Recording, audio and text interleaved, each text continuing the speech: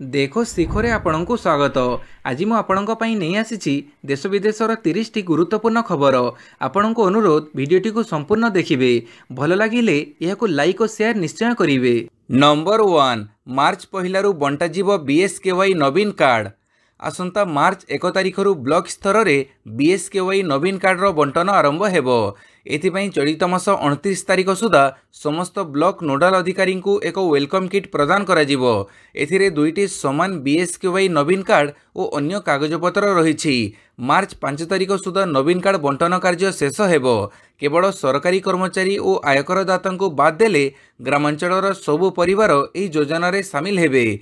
तृतीय पर्यायर राज्यर 1,10,00,000 अधिक परिवार को बीएसकेवाई नवीन कार्ड जरिया उत्तम चिकित्सा सुविधा पाइबे बोली राज्य सरकार पक्षर कहुଯାଇଛି।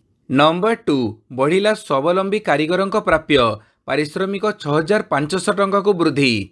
मुख्यमंत्री नवीन पट्टनायक राज्यर ग्राम पंचायत मानकरे काम करुथुवा स्वावलंबी कारीगर मानकर पारिश्रमिक वृद्धि करिसेंती। सेमानक वर्तमान पारिश्रमिक 4,000 टंका थिबा बेले नूतन पारिश्रमिक 6,500 टंका को वृद्धि पाइछि। यह वर्तमान पारिश्रमिक ठारू 62.50% अधिक।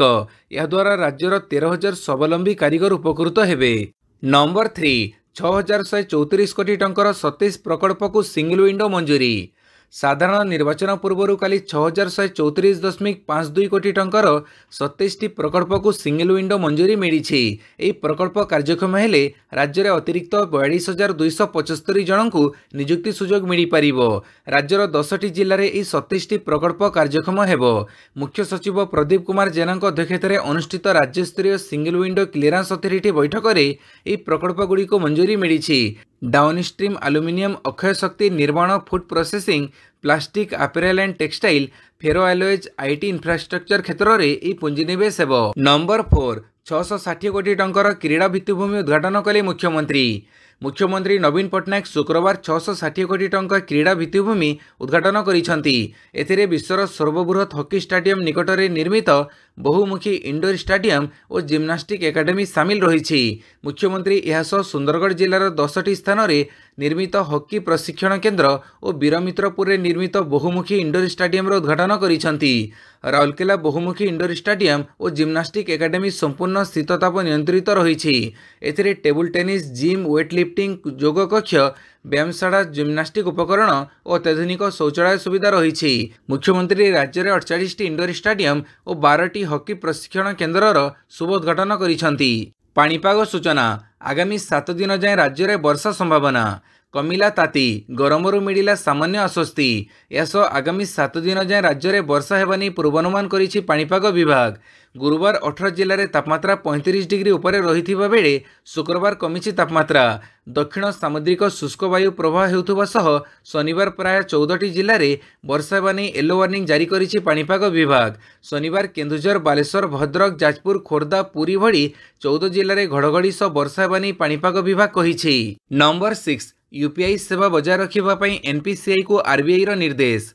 पेटीएम ग्राहकों को आश्वस्ति। यूपीआई सेवा बजाय रखा एनपीसीआई को आरबीआई निर्देश। प्रकृत में Paytm parent company 197 communication limited third party आप होगा अनुरोध करिछि। कारण एपरी कले ही प्लाटफर्म रे निरविच्छिन्न भाव में यूपीआई नेणदेण जारी रही पारिबो। आउ पेटीएम रो अनुरोधर जांच पई एनपीसीआई को निर्देश दैछंती आरबीआई। एसो रिजर्व बैंक एनपीसीआई को पेटीएम आप रे यूपीआई परिचालना जारी रखिबा पई सहाय्य करिबा को कहिसंती। आरबीआई एनपीसीआई को एडवाइजरी जारी करी कहिसंती पेटीएम आप रे यूपीआई सेवा जारी रखिबा पई एनपीसीआई उच्च नेणदेण क्षमता रखुथिबा 4 ରୁ 5 मेकर सुविधा दिया जाऊ। नंबर 7 29 जाए दिल्ली चलो आंदोलन को बंद रखिले चाषी। एमएसपी ग्यारंटी आईन दाबी करी दिल्ली चलो शोभायात्रा आरंभ करिथिबा चाषी माने काली बड़ घोषणा करिसंती। आसंता 29 तारिख जाए चाषी दिल्ली चलो आंदोलन बंद रहिबो। ए संपर्क में काली खानेरी सीमांत चाषी संगठनर नेता सरबन सिंह पंधेर सूचना देइछंती। से कहिसंती खानोरी सीमांत पुलिस कार्यानुष्ठान रे भटिंडार जड़े युव चाषी जीवन जाइथिला। एही घटना रे पुलिस विरोध में एफआईआर रुजु करा जाऊ। सेहीपरि हरियाणा सीमार काली पुलिस चाषी मानकु माड़ मारिछि। एथिरे अनेक चाषी आहत होइछंती। एसबु भितर आसंता 29 तारिख जाए चाषी दिल्ली चलो आंदोलन बंद रहिबो। एही समय सीमा मध्य सरकार समस्त दाबी को पूरण न कले पुणी आंदोलन आरंभ हेबो बोली से कहिसंती। नंबर 8 खानौरी सीमार आखि बुझिथिबा चाषी परिवार को मिलिब कोटिए टंका कहले भगवंत मान। चाषी दिल्ली चलो शोभायात्रा बेले खानौरी सीमार गत बुधवार घटिथिबा अघटन जोगु शुभकरण सिंह नामक युवक चाषी मृत्यु होइथिला। एपरि स्थिति एक बड़ घोषणा करिसेंति पंजाब मुख्यमंत्री भगवंत मान। चाषी आंदोलन बेले आखि बुझिथिबा 21 वर्षीय चाषी शुभकरण सिंह परिवार को मिलिब 1 कोटी आर्थिक सहायता। एथिसह तांकर जड़े छोट भौणी को भी मिलिब सरकारी चाकरी। पंजाब मुख्यमंत्री एने ट्वीट करी सूचना देइछंती। दोषी विरोध में कड़ा कार्यानुष्ठान ग्रहण कराजिबो बोली से चेतावनी देइछंती। नंबर 9 एक्समेल लॉन्च करिवे एलन मस्क। जीमेल सह हेबो सीधा टक्कर। गूगल को सीधा सड़क टक्कर देवाक प्रस्तुति करुछंती मस्क। विश्वर द्वितीय नंबर धनी मस्क शीघ्र एक्समेल लॉन्च करने जाउछंती, जहाँ एक्स रे एक नूतन इमेल सर्विस हेबो। यार सूचना खोद एलन मस्क देइछंती। एक्स रे जणे इंजीनियर एक्स रे प्रश्न करथिले जे आपण केबे एक्समेल आणुछंती। यार उत्तर रे एलन मस्क कहिसंती या शीघ्र आसीबाकू जाउछि। एलन मस्क एही उत्तर परे एक्समेल आसुथिबार संभावना देखा देइछि। नंबर 10 मार्च प्रथम सप्ताह में प्रधानमंत्री मोदी 3 दिन पश्चिमबंग गस्त। लोकसभा निर्वाचन 2024 पर खूब शीघ्र तारीख घोषणा हेबो। प्रधानमंत्री मोदी मार्च प्रथम सप्ताह में पश्चिमबंग को 3 दिन गस्त करिवे। मार्च 1 रु 2 पर मार्च 6 रे पुणी थरे बेंगल गस्त करिवे। मार्च 1 रे आरामबाग रे प्रधानमंत्री जनसभा, मार्च 2 रे कृष्णनगर रे प्रधानमंत्री जनसभा एवं मार्च 6 रे बारासात गस्त करिवे। बीजेपी एठारे 42 रु 30 आसन जितिबा पई लक्ष्य रखिछि, तेणु बीजेपी पई पश्चिमबंग गुरुत्व वहन करुछि। नंबर 11 भद्रक नेहरू स्टाडियम रो उन्नतीकरण और इंडोर स्विमिंग पूल रो भित्तिप्रस्तर स्थापन कले मुख्यमंत्री। बहु प्रतीक्षित नेहरू स्टाडियम रो उन्नतीकरण पई भित्तिप्रस्तर स्थापन कले मुख्यमंत्री। भद्रक जिलार क्रीड़ाविद और भद्रक बासिंदांक पई बहु उन्नतीकरण कार्यर भित्तिप्रस्तर स्थापन होईछि। भद्रक सहरर नेहरू स्टाडियम परिसर रे आयोजित होइथिबा उत्सव रे मुख्यमंत्री वर्चुअल माध्यम रे अनेक प्रोजेक्ट पई भित्तिप्रस्तर स्थापन होईछि। जिलार गोटे multipurpose indoor stadium, indoor swimming pool और नेहरू स्टाडियम को उन्नतीकरण पई भित्तिप्रस्तर स्थापन होईछि। नंबर 12 मार्च 13 पर घोषणा हो पारे निर्वाचन तारीख। मार्च 13 पर निर्वाचन आयोग लोकसभा निर्वाचन तारीख घोषणा करिवार संभावना रही। साधारण निर्वाचन पई प्रस्तुति बाबद जानिबा पई आयोग विभिन्न राज्य गस्त करुछंती। एही प्रक्रिया शेष होबा परे तारीख घोषणा कराजिबो बोली निर्वाचन आयोग सूत्रରୁ प्रकाश पाइछि। केंद्रीय पोल संस्थार अधिकारी माने वर्तमान तमिलनाडु गस्तरे अछंती। या परे उत्तर प्रदेश एवं जम्मू कश्मीर रे प्रस्तुति उपरे रिव्यू करिवे। मार्च 13 पूर्व राज्य गस्त समाप्त होबार कार्यक्रम रही। यापर निर्वाचन तारीख घोषणा होबार संभावना रही। नंबर 13 खट्टर सरकार बड़ घोषणा। कृषि ऋण उपरू कले सुद छाड़। एमएसपी ग्यारंटी दाबी रे शंभु बॉर्डर और खानौरी बॉर्डर रे हजार हजार संख्यार चाषी जोरदार आंदोलन चढ़ाई। दाबी पूरण नहेला जाए पछको हटिबार प्रश्न उठुनी बोली सफा शुणाई देइछंती। एपरी समय राज्य बजेट रे चाषी प्रति कोहड़ मनोभाव पोषण करिसंती हरियाणार मनोहर लाल खट्टर सरकार। खट्टर सरकार काली बजेट आगत करी कहिसंती कृषि नीति अनुଯାयी ऋण नैथिबा राज्यर सबु कृषकक उपरु सुद छाड़ कराजिबो। सेप्टेम्बर 2023 पर्यंत चाषी माने करिथिबा कृषि ऋण उपरु सुद छाड़ कराजिबो। या बाद चाषी उपरे लागिथिबा जरिमाना को भी छाड़ करिसंती खट्टर सरकार। चलित वर्ष मे मास पर्यंत चाषी माने एही सुविधा पाई परिबे। या परे किंतु नुआ भावे लागिबाकु थिबा ऋण और जरिमाना अर्थ देबाकु पड़िबो। Number 14 Gemini AI image generator tool उपरे रोक लगेले गूगल। टेक दिग्गज गूगल तार Gemini artificial intelligence AI image generator feature उपरे रोक लगेइछंती। जेमिनी एआई रो इमेज जेनेरेटर टूल डायवर्सिटी नाम ऐतिहासिक फोटोचित्र को त्रुटिपूर्ण प्रदर्शन करिछि, जोंथिपई गूगल को सोशल मीडिया रे समालोचनार सरव्य हेबाकू पड़ुछि। एणु गूगल वर्तमान निमंते जेमिनी इमेज जेनेरेटर टूल उपरे रोक लगेइछंती। या पूर्व गूगल प्रारंभिक पर्यायर रे बाड़ उपरे मध्ये रोक लगेइथिला। नंबर 15 अत्याधुनिक मल्टीपर्पज इंडोर स्टाडियम को लोकार्पण कले मुख्यमंत्री।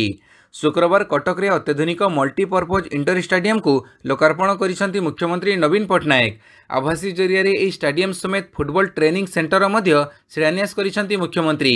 मरकतनगर ठारे निर्मित होइथिबा एही स्टाडियम रे टेबल टेनिस पई विशेष व्यवस्था होइछि। ता सहित जोग एवं व्यायाम अभ्यास पई मल्टी जिम रो सुविधा मध्य रहिछि। विशेष कथा है इंडोर स्टाडियम बाहर निर्मित होइछि अत्याधुनिक हॉकी ग्राउंड, जोंठी हॉकी एस्ट्रोटर्फ प्रतिष्ठा होइछि। नंबर 16 बीएसएबीटी रे ट्रायल रन 6 कोटी व्यय हेबो आइडियल बस स्टैंड। खूब शीघ्र उद्घाटन हेबो बरमुंडा बाबा साहेब भीमराव आंबेडकर बस टर्मिनाल अर्थात बीएसएबीटी। ଏହି କ୍ରମରେ 16 ତାରିଖରୁ ବସ୍ଗୁଡ଼ିକ ଟ୍ରାଏଲ୍ ରନ୍ ଚାଲିଛି। ବସ୍ଷ୍ଟାଣ୍ଡ ଭିତରକୁ ଆସିବାକୁ ଥିବା ସମସ୍ତ ବସ୍ରେ ରେଡିଓ ଫ୍ରିକ୍ୱେନ୍ସି ଆଇଡେଣ୍ଟିଫିକେସନ୍ ଅର୍ଥାତ୍ IFID କାର୍ଡ ସଂସ୍ଥାପନ ବାଧ୍ୟତାମୂଳକ କରାଯାଇଛି। ମାଗଣାରେ ବିଡିଏ ଏହି RFID ପ୍ରତ୍ୟେକ ବସ୍ରେ ଲଗାଇବ। 16 ତାରିଖରୁ 22 ତାରିଖ ମଧ୍ୟରେ ସମସ୍ତ ବସ୍ରେ ଏହି RFID ଲଗାଇବାକୁ ଧାର୍ଯ୍ୟ କରାଯାଇଥିବା ବେଳେ ମାତ୍ର 40% ବସ୍ ସ୍ୱତଃପ୍ରବୃତ୍ତ ଭାବରେ RFID ଲଗାଇଥିଲେ। ଏଣୁ ଏହି ଅବଧିକୁ 25 ତାରିଖ ପର୍ଯ୍ୟନ୍ତ ବଢ଼ାଯାଇଛି। ଏହି ବସ୍ଷ୍ଟାଣ୍ଡରେ ସମସ୍ତ ବସ୍କୁ ଟ୍ରାକ୍ କରାଯିବ। ଧାର୍ଯ୍ୟ ସମୟରେ ବାହାରି ଧାର୍ଯ୍ୟ ସମୟରେ ପହଞ୍ଚିବ। ନମ୍ବର 17 ରୁଷ ସହ ମିଶି ୟୁକ୍ରେନ୍ ବିରୋଧରେ ଲଢ଼ୁଛନ୍ତି ଭାରତୀୟ। ୟୁକ୍ରେନ୍ ସହ ରୁଷ କରୁଥିବା ଯୁଦ୍ଧରେ ବଳପୂର୍ବକ ଭାରତୀୟଙ୍କୁ ବ୍ୟବହାର କରାଯାଉଥିବା ରିପୋର୍ଟ ପ୍ରକାଶ ପାଇଛି। ଏହି ରିପୋର୍ଟ ପରେ ଭାରତୀୟଙ୍କ ପାଇଁ ପରାମର୍ଶ ଜାରି କରିଛନ୍ତି ସରକାର। ଭାରତୀୟମାନେ ଅଧିକ ସତର୍କତା ଅବଲମ୍ବନ କରନ୍ତୁ ଓ ରୁଷ ୟୁକ୍ରେନ୍ ବିବାଦଠାରୁ ନିଜକୁ ଦୂରେଇ ରଖନ୍ତୁ ବୋଲି ଭାରତ ସରକାର ପରାମର୍ଶ ଦେଇଛନ୍ତି। ବୈଦେଶିକ ମନ୍ତ୍ରଣାଳୟର ମୁଖପାତ୍ର ରଣଧୀର ଜୟସ୍ୱାଲ କହିଛନ୍ତି, କିଛି ଭାରତୀୟ ରୁଷ ଆର୍ମିରେ ଚାକିରି ପାଇଁ ଚୁକ୍ତି କରିଛନ୍ତି। ଏ ସମ୍ପର୍କରେ ଭାରତୀୟ ଦୂତାବାସ ନିୟମିତ ଭାବେ ରୁଷର ଉପଯୁକ୍ତ ଅଧିକାରୀଙ୍କ ସହ ଯୋଗାଯୋଗ କରିଛନ୍ତି। ସେମାନଙ୍କୁ ସେଠାରୁ ଯଥାଶୀଘ୍ର ରିଲିଜ୍ କରିବା ପାଇଁ କଥାବାର୍ତ୍ତା ଚାଲିଛି। ନମ୍ବର 18 କଂଗ୍ରେସକୁ ଝଟକା। ପଶ୍ଚିମବଙ୍ଗରେ ସବୁ ଆସନରେ ନିର୍ବାଚନ ଲଢ଼ିବ ଟିଏମ୍ସି। ଆଗାମୀ ଲୋକସଭା ନିର୍ବାଚନ ପୂର୍ବରୁ କଂଗ୍ରେସକୁ ଲାଗିଛି ବଡ଼ ଝଟକା। ପଶ୍ଚିମବଙ୍ଗରେ ତୃଣମୂଳ କଂଗ୍ରେସ ସମସ୍ତ 42 ଲୋକସଭା ସିଟ୍ରେ ନିର୍ବାଚନ ଲଢ଼ିବ ବୋଲି କହିଛି। ଏନ୍ଡିଟିଭିର ରିପୋର୍ଟ ଅନୁଯାୟୀ ଟିଏମ୍ସି ସାଂସଦ ଡେରେକ୍ ଓବ୍ରାଏନ୍ କହିଛନ୍ତି ତାଙ୍କ ଦଳ ରାଜ୍ୟରେ ସମସ୍ତ 42 ଲୋକସଭା ସିଟ୍ରେ ନିର୍ବାଚନ ଲଢ଼ିବ। ଏହା ସହିତ ଆସାମ ଓ ମେଘାଳୟରେ ମଧ୍ୟ ଦଳ ସମସ୍ତ ସିଟ୍ରେ ନିଜର ପ୍ରାର୍ଥୀ ଦେବ। ଏହି ରଣନୀତିରେ କୌଣସି ପରିବର୍ତ୍ତନ କରାଯିବ ନାହିଁ। ଟିଏମ୍ସି ସାଂସଦଙ୍କ ଏହି ବୟାନରୁ ସ୍ପଷ୍ଟ ଯେ ଟିଏମ୍ସି ପଶ୍ଚିମବଙ୍ଗରେ କଂଗ୍ରେସ ସହ ମେଣ୍ଟ କରି ନିର୍ବାଚନ ଲଢ଼ିବ ନାହିଁ। ନମ୍ବର 19 ମହାରାଷ୍ଟ୍ରର ପୂର୍ବତନ ମୁଖ୍ୟମନ୍ତ୍ରୀ ମନୋହର ଯୋଶୀଙ୍କ ପରଲୋକ। ମହାରାଷ୍ଟ୍ରର ପୂର୍ବତନ ମୁଖ୍ୟମନ୍ତ୍ରୀ ତଥା ଲୋକସଭାର ପୂର୍ବତନ ବାଚସ୍ପତି ମନୋହର ଯୋଶୀଙ୍କର ପରଲୋକ ହୋଇଯାଇଛି। ମୁମ୍ବାଇର ହିନ୍ଦୁଜା ହସ୍ପିଟାଲରେ ସେ ଶେଷ ନିଶ୍ୱାସ ତ୍ୟାଗ କରିଛନ୍ତି। ମୃତ୍ୟୁ ବେଳକୁ ତାଙ୍କୁ 86 ବର୍ଷ ହୋଇଥିଲା। ହୃଦଘାତରେ ଶିକାର ହେବା ପରେ ମନୋହର ଯୋଶୀଙ୍କୁ ଗତ 21 ତାରିଖରେ ହିନ୍ଦୁଜା ହସ୍ପିଟାଲରେ ଭର୍ତ୍ତି କରାଯାଇଥିଲା। ସେଠାରେ ଆଇସିୟୁରେ ଏକ ଡାକ୍ତରୀ ଟିମ୍ ତାଙ୍କ ଚିକିତ୍ସା କରୁଥିଲେ। ମାତ୍ର ଡାକ୍ତରଙ୍କ ଶତ ଚେଷ୍ଟା ସତ୍ତ୍ୱେ ଅବସ୍ଥା ସୁଧୁରିବା ପରିବର୍ତ୍ତେ ବିଗିଡ଼ିବାକୁ ଲାଗିଲା। ଆଉ କାଲି ଭୋର 3ଟାରେ ସେ ଶେଷ ନିଶ୍ୱାସ ତ୍ୟାଗ କରିଥିଲେ। ନମ୍ବର 20 ଭୁବନରେ ବିଜୁ ପଟ୍ଟନାୟକ ଇଣ୍ଡୋର ଷ୍ଟାଡିୟମ ଉଦ୍ଘାଟିତ। କାଲି ଭୁବନ ବିଜ୍ଞାପିତ ଅଞ୍ଚଳ ପରିଷଦ ଅନ୍ତର୍ଗତ ବୁଧେଶ୍ୱର ମନ୍ଦିର ନିକଟରେ ବିଜୁ ପଟ୍ଟନାୟକ ବହୁମୁଖୀ ଇଣ୍ଡୋର ଷ୍ଟାଡିୟମ ଉଦ୍ଘାଟିତ ହୋଇଯାଇଛି। ଭର୍ଚୁଆଲ ମାଧ୍ୟମରେ ମୁଖ୍ୟମନ୍ତ୍ରୀ ନବୀନ ପଟ୍ଟନାୟକ ଉଦ୍ଘାଟନ କରିଥିଲେ।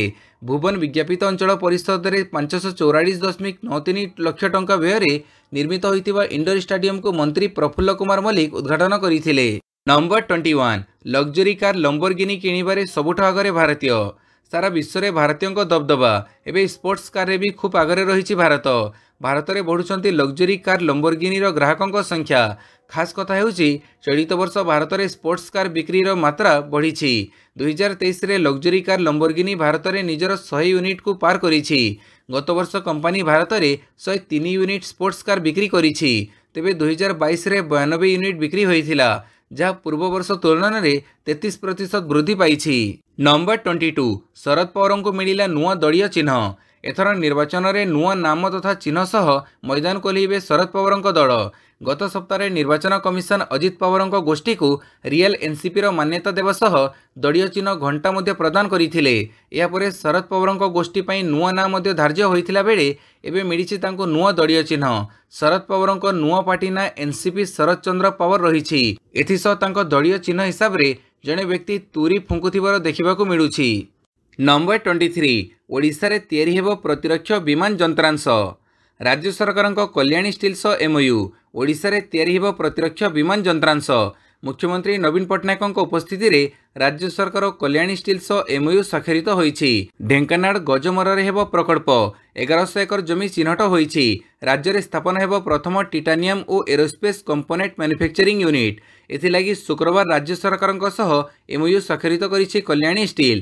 ଲୋକସଭା ଭବନରେ ମୁଖ୍ୟମନ୍ତ୍ରୀ ନବୀନ ପଟ୍ଟନାୟକଙ୍କ ଉପସ୍ଥିତିରେ MOU ସ୍ୱାକ୍ଷରିତ ହୋଇଛି। ନମ୍ବର 24 ଦାଉଦ ଇବ୍ରାହିମଙ୍କ ସମ୍ପର୍କୀୟଙ୍କୁ ଗୁଳିମାଡ଼। ଅଣ୍ଡରୱାର୍ଲ୍ଡ ଡନ୍ ତଥା ମୋଷ୍ଟ ୱାଣ୍ଟେଡ୍ ଆତଙ୍କବାଦୀ ଦାଉଦ ଇବ୍ରାହିମର ଜଣେ ସମ୍ପର୍କୀୟଙ୍କୁ ଗୁଳିମାଡ଼ ହୋଇଛି। ଉତ୍ତରପ୍ରଦେଶର ଜାଲାଲାବାଦଠାରେ 35 ବର୍ଷୀୟ ନିହାଲ ଖାନ୍ ଗୁଳିମାଡ଼ରେ ଗୁରୁତର ଆହତ ହୋଇଛନ୍ତି। ନିହାଲ ଖାନଙ୍କ ଘର ମୁମ୍ବାଇରେ। ସେ ଏଠାକୁ ତାଙ୍କ ପୁତ୍ରଙ୍କ ବାହାଘର ଭୋଜି ପାଇଁ ଆସିଥିଲେ। ଭୋଜିରେ ଥିବାବେଳେ ତାଙ୍କ ଉପରକୁ ଗୁଳିମାଡ଼ ହୋଇଥିଲା। ଗୁରୁତର ଅବସ୍ଥାରେ ତାଙ୍କୁ ସ୍ଥାନୀୟ ହସ୍ପିଟାଲରେ ଭର୍ତ୍ତି କରାଯାଇଛି। ତାଙ୍କୁ କିଏ ଓ କାହିଁକି ଗୁଳିମାଡ଼ କରିଛନ୍ତି ସେ କଥା ଏଯାଏଁ ପୁଲିସ ଜାଣିବାକୁ ପାଇନାହିଁ। ନମ୍ବର 25 द्वंद्व दूर कले कमलनाथ न्याय यात्रा सामिल होगा लोकंकु कहिले। मध्यप्रदेशर पूर्वतन मुख्यमंत्री कमलनाथ और तांको पुओ नकुड़ कांग्रेस छाड़ी बीजेपी रे सामिल होगा नहीं चर्चा चलीथिला। से पूर्णछेद पड़ी। निजे कमलनाथ सबु प्रकार द्वंद्व को दूर करिसंती। से कांग्रेस रे रहिबा सह राहुल गांधी को प्रशंसा करिसंती। राहुल गांधी वर्तमान अन्याय और शोषण विरोध में निर्णायक लड़ई लड़ुछंती। मध्यप्रदेशर साधारण लोक कांग्रेस कर्मी माने राहुल गांधी को भारत जोड़ो न्याय यात्रा को स्वागत करिबा पई अपेक्षा करी रहिसंती बोली कमलनाथ कहिसंती। से कहिसंती राहुल गांधी को उत्साहित करिबा पई मु समस्त को विपुल संख्यार न्याय यात्रा रे सामिल होगा अनुरोध करुछि। नंबर 26 मो बसर नूतन मोबाइल आप उन्मोचन। कैपिटल रीजन अर्बन ट्रांसपोर्ट द्वारा परिचालित मो बस सेवारे उन्नत प्रजुक्ति विद्या और यात्री मानक पई सहज सरल यात्रा पई एक नूतन मो बस मोबाइल एप्लिकेशन उन्मोचन होईछि। जोथिरे चलंत बस गुड़िकर ट्रैकिंग एवं बस मध्य थिबा वास्तविक समय यात्री स्थिति जानी हेबो। एई ऐप को व्यवहार करी यात्री माने ऑनलाइन टिकेट एवं पास करने सहित यार नवीकरण करि परिबे। मो बस मोबाइल एप्लिकेशन रो उभय एंड्रॉइड और iOS वर्जन उन्मोचन होईछि। नंबर 27 पत्नी नाम किणा जाइथिबा संपत्ति भी पारिवारिक मान्य हेबो कहिले इलाहाबाद हाईकोर्ट। इलाहाबाद हाईकोर्ट एक राय कहिसंती जे हिंदू पति द्वारा पत्नी नाम किणा जाइथिबा संपत्ति को पारिवारिक संपत्ति मने कराजिबो। कोर्ट कहिसंती जे पत्नी जी गृहिणी और जहाँकर निजर कोनोसी स्वतंत्र आय नाही तांको नाम किणा जाइथिबा संपत्ति पारिवारिक संपत्ति मान्य हेबो। पत्नी नाम संपत्ति किनिबा हिंदू परिवार रे एक साधारण चलणी। पुओं द्वारा मृत पिता संपत्ति भाग घोषणा दाबी को नहीं दाखल नवेदन में विचारपति जस्टिस अरुण सिंह देशवाल ए राय देइछंती। नंबर 28 आकाशंक घातक बोलिंग रे घाइला इंग्लिश। प्रथम स्पेल रे 3 विकेट। पदार्पण मैच रे चमत्कार प्रदर्शन। रांची टेस्ट रे चमकिले आकाशदीप। घातक बोलिंग रे घाइला इंग्लिश टीम। प्रारंभरू माटी कमड़िला भ्रमणकारी दल। प्रथम स्पेल रे 3 विकेट। भुसुड़ी गला बेन स्टोकंक बैटिंग लाइन। प्रथमे डेब्यू कैप पर मां आशीर्वाद नहीं पड़िया को लेते युव पेस बॉलर आकाशदीप सिंह आउ प्रारंभरू जलुआ देखी आरंभ कर बिहारी बाबू। गोटे ओभर रे 2 विकेट अख्तियार करी लड़ई पाई भ्रमणकारी दल को गर्जन देइथिले। नवम ओभर रे विकेट को स्विंग जाल रे फसई प्रथम शिकार करथिले। पुणी से ओभर रे ओली पॉप को गोल्डन डक रे ड्रेसिंग रूम पठई देइथिले। नंबर 29 रंगारंग कार्यक्रम सह आरंभ है महिला प्रीमियर लीग। महिला प्रीमियर लीग कालीठारू बेंगलुरु एम चिन्नास्वामी स्टेडियम रे आरंभ होईछि। प्रथम मुकाबिला गत थरर चैंपियन मुंबई इंडियंस एवं दिल्ली कैपिटल्स मध्य खेलाजिबो। या पूर्व उद्घाटनी समारोह आयोजन करा जायछि। एथिरे बॉलीवुड अभिनेता शाहरुख खान परफॉर्मेंस करिसंती। तांको व्यतीत शहीद कपूर, सिद्धार्थ मल्होत्रा, कार्तिक आर्यन और वरुण धवन मध्य निज डांस रे दर्शकों को मतवाला करथिले। नंबर 30 विपर्जय सत्वे दंभ देखिले जो रूट। भल स्थिति रे इंग्लैंड। भारत विपक्ष चतुर्थ टेस्ट रे दम देखिछंती इंग्लैंड रो अभिज्ञ खिलाड़ी जो रूट। रांची रे इंग्लैंड बैटिंग विपर्जयर सम्मुखीन होइथिले मध्य रूट निजर क्लास समस्त को देखैछंती। से भारतीय बॉलर को बेस भल भाव सामना करी प्रथम दिन में शतक हासिल करिसंती। एथिसह इंग्लैंड को भल स्थिति मध्य पहुंचाई देइछंती। प्रथम दिन में खेल शेष बेड़ू इंग्लैंड 7 विकेट हरी 302 रन करि नेइछि। जो रूट 106 और ओली रॉबिन्सन 31 रन करी अपराजित रहिसंती। भिडियोटी को संपूर्ण देखिथिबारु बहुत बहुत धन्यवाद।